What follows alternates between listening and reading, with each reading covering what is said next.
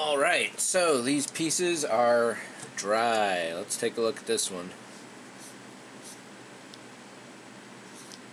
Basically, I'm going to call this perfect. What I'm trying to do is hold it into the light, move it around, see if I can see any dark spots, light spots, fat spots, thick spots. Oh, I got to do the other side still.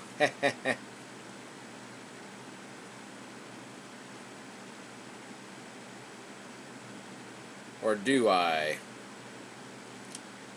Let's put that aside. Next up, this is a piece that I made for the airlock area. The company that made this model did not include this piece for some reason. So, it's done. We're bagging it.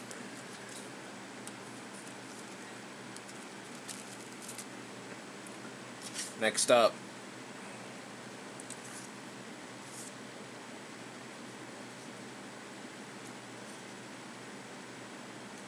this looks good.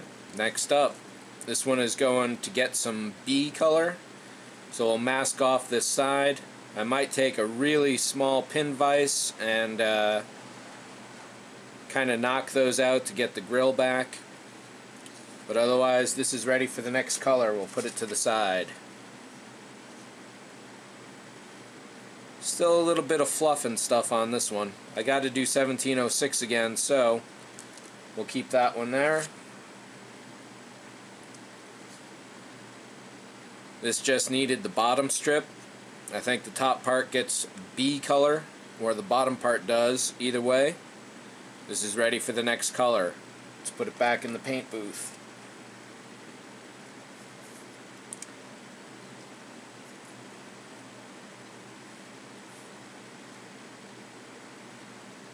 I'd say this piece is done. Let's bag it.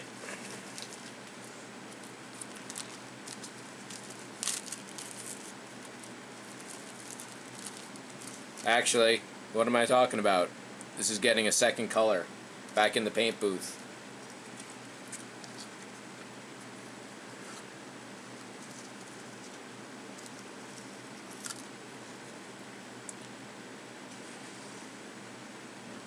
Not too bad, but I did get a little overspray here. This piece is not done.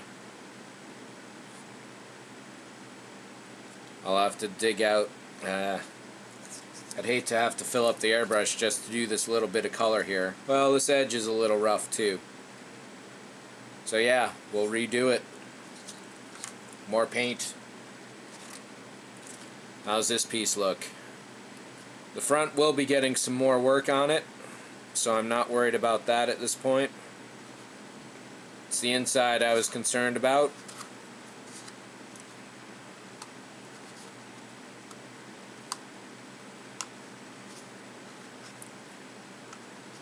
I'll see if I can touch up that little bit by itself.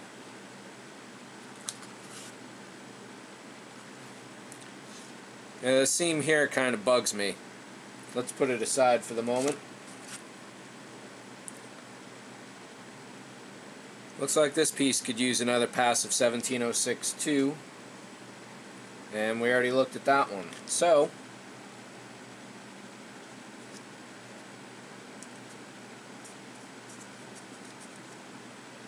let's do this one first.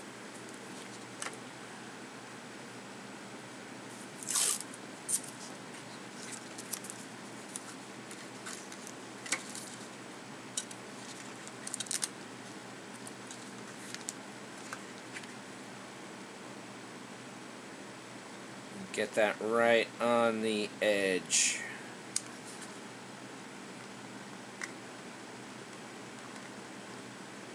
There, so that shouldn't have any overspray.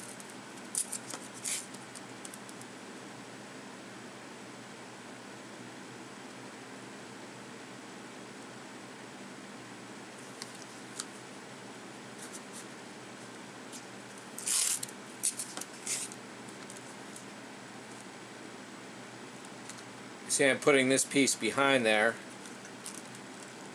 So I just realized if I put it in the front, then that would allow for some paint to spray through.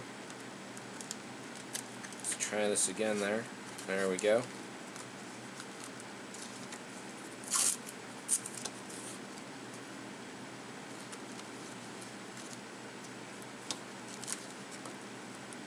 Alright, let's try that this way.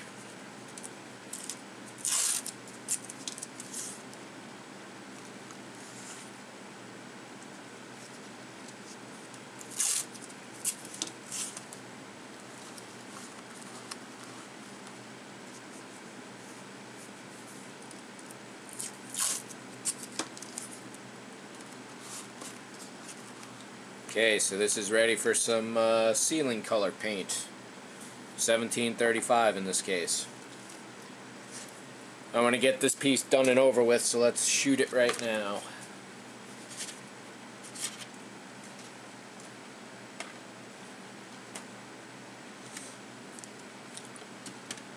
It's already thinned. What I'm going to do here is actually cheat a little. This jar is already thin, so basically I'm just going to stick the top on here. I do wish this fit, but it doesn't. Let's spin this up.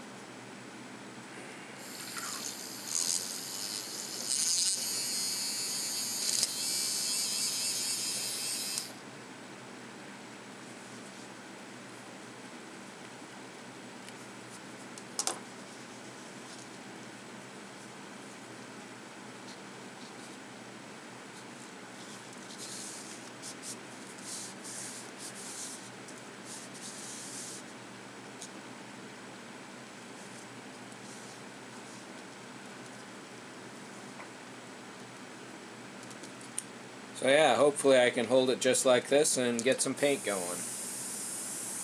And it looks like this will work.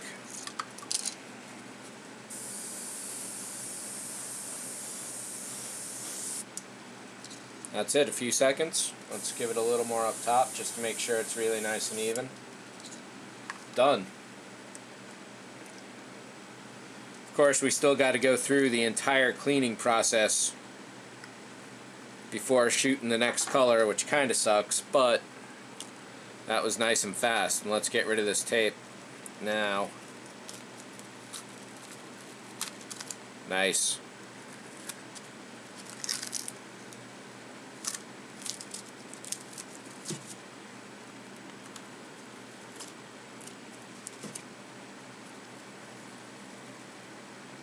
I was worried the tape might pull the paint up, but nope. This piece, done, baby. Woo! So before I can glue this down onto the floor, ooh. Yes, this was probably a really delicate idea that I just got myself into. Because the paint is still technically wet, and the plastic could smear it. Looks okay so far. The only thing I need to do here is put the door in, because I'm not going to have this open. I'm also going to put a backdrop of some sort in. I'll probably just do something in Photoshop and print it up so that it looks like there's a space pod or a space shuttle or something back there. And I'm probably going to put a couple more lights in here, but this is pretty much ready to be glued down to the floor otherwise.